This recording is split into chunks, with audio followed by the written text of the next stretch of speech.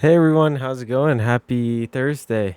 Um, so today turned a negative $186 day into a positive $251 day to a negative $44 day.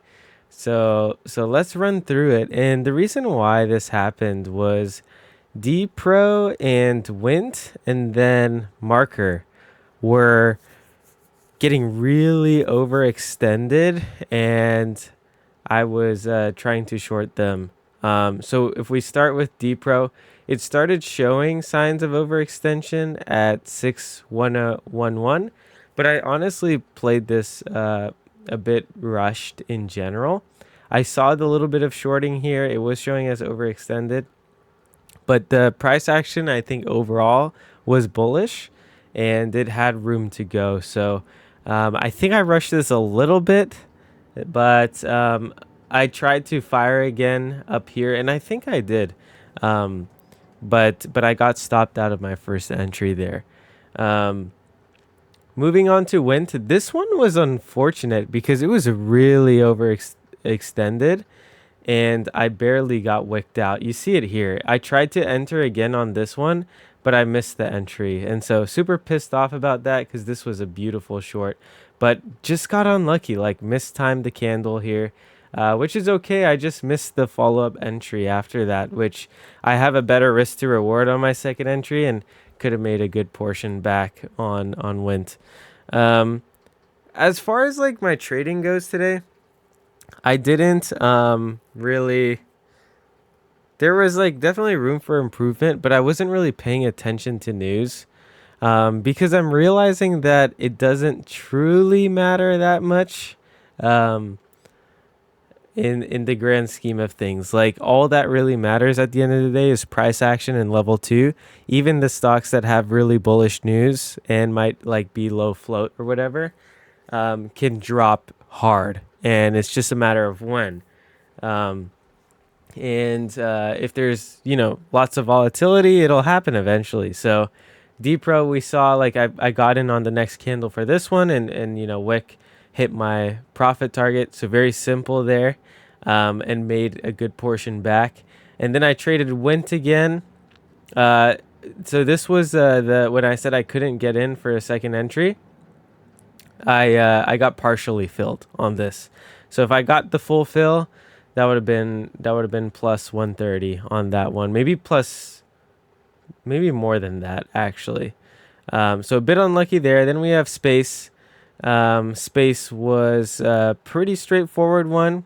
Just got that scalp pretty easily. I moved my profit target down a little bit, but as you can see, pretty bullish price action. So I wasn't loving it. That's why on this second entry here, it's actually for less of a profit. See, I took my short here and it kept going higher, and my stop was at literally 416. So I was 1 cent away, ready to fire again because that's when the resistance was showing, and it was also a level that I had marked from previously trading it. But this was one I could have held. Just I was scared it was going to keep going higher, so got wicked out there. So um, all in all, right, Went so far missed out on 130, and then Space also missed out on $100. OPAD was solid. This one I moved my profit target to capture some more. So I took the short here, and at this point I was interested in the short to even to begin with, and I liked what I was seeing on level two, so I fired again actually, and I hadn't been stopped out of my entry here yet, and both of them hit the profit targets. So pretty solid. I did move this one up a little bit, but the other one hit pretty clean, so that's why I was 191 on this one. And again, same thing. I could have held and been patient, and hit my max profit target. So I know that this works, and I need to just continue letting it fire. MRKR was the only one where I took two losses in a row on. So I thought I saw shorting at 267, but it really wasn't there. And as far as the candle goes, like you saw that my losses are when the candle is just a full green bar. So waiting for that indecision can pay off. If we zoom in here, like the 1 minute, there wasn't indecision. This was a strong close. So waiting for the weak closes, like if I entered here, this is a better entry, even though I would have gotten stopped. But getting close to those is good. This had really bullish price action coming up. So it was just showing bullish price action until this crack here, to be completely honest. Once it got to the fours, it was getting shorted heavy. So I took two losses. I don't think I needed, well, might as well just go into both. But this one, I took a little bit of a larger loss because it halted up on the candle that I had my stop. So my stop was at, I think it was like 379 or something, or 75. I think it was 375.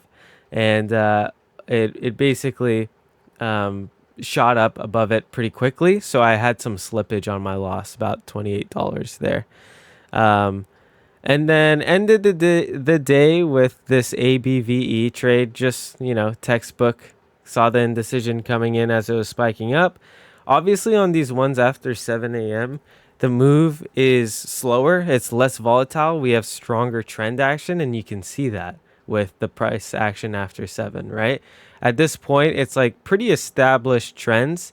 And when something is showing as overextended, there's not as much mean reversion. It's more so the dips are bought until there's a clear break of structure. So as it's coming up and pulling back, I'm scalping kind of these areas of indecision. But there isn't that as much of that collapse of it sells off for pretty much all of the move that we typically see. So didn't move any stop losses, but I moved my profit targets on space. On Wint, I just didn't get filled. And then on marker, I was going to fire another bullet, but I didn't, at this point, I didn't want to end the day with a $400 loss. So I think I was down like maybe 180 after this loss. And I was thinking about calling it there, but continuing to trade stocks like marker that keep pushing up like 20-30% just off of nothing makes it tough. Obviously it wasn't nothing. I think they had some phase 2 news or something, but when it has that super bullish price action for an extended period of time, and even when there's like some slowing momentum, it's getting bought up and the bid keeps stacking up, it makes it tough for me to be like, okay, I just went 0 for 2. Do I fire another bullet? So got to get past that mental, of course. So firing, close to 4, it came up. It got clearly shorted above 4, started coming up to like 3.9. And I should have just taken the trade right there for a couple of ATRs and could have had a nice juicy profit there. You see it collapsed all the move. So try to time the top, but this entry I think was strong. Like ideally the reversion happens here, but it broke out one more time and then it happened, which is fine. Typically after indecisions, and sell-offs, the next breakout gets shorted. So you see here, there wasn't any indecision. There wasn't any indecision. I guess there was a little bit, but this breakout had so much strength up. If we see like 2486 to a close of 292, that's what 10-20% on the breakout, with super exceeding volume compared to this candle. So yeah, timing these is tough. We have the indecision here, and I would have taken this trade every time, but then I need to take it on the indecision here. This shorting that's happening above 4, it's the same setup basically. We have that shorting happening above 3 here, and the same thing here. It could fail again, but it's already so overextended at this point. From $2 to $4, 100% move is pretty insane. So they can keep squeezing up, which makes it tough. But this had so many green candles in a row. I was like, okay, this red candle here, obviously a hammer is a more bullish candle. But I was like, as soon as I see that indecision, I'm going to fire again. So I was much happier with this entry compared to my first one. Got stopped, which is fine, but I need to fire again when I see indecision again. So missed out on some opportunities overall, But being down 44 for kind of the mistakes I had today is completely fine. I was debating stopping my day when I was up like $200 on the day. Um, but I was like, there was the market is so hot right now, and then I saw marker, um, and it just had that juicy setup, and I was watching it for a play, and it ended up kind of killing me. So that's okay, we live and we learn. Obviously, every trade's not going to work out, but if we look at our win rate, still pretty strong. So 1, 2, 3, 4 were losses. 1, 2, 3, 4, 5, 6 were wins, and this one went in this one space should have been full wins of 130 each if I got fully filled here, and if I didn't move my profit target here, those would have been like really solid trades. So I guess this one would have been less, like maybe 100, because I moved this profit target down, if we're accounting for that. So could have been a green day, but unfortunately it wasn't, and that's fine. Excited to trade tomorrow. Recently been getting tired. Waking up in the mornings, it's been tough because this is like the most stressful thing in the world. Um, this is the hardest thing I've ever done for sure. But I'm super, super happy with my progress this month, especially with my capped risk and kind of my win rate. Like, I'm looking at a 70% almost win rate so far. And I want to keep that high. I want to keep it above 70. So yeah, I do wonder, like, I am curious to know, like, if we take like returns on like a probability distribution, I wonder where they fall if this is like $0 and this is like 200, and this is like negative 200. I drew that bad, but you kind of get the point.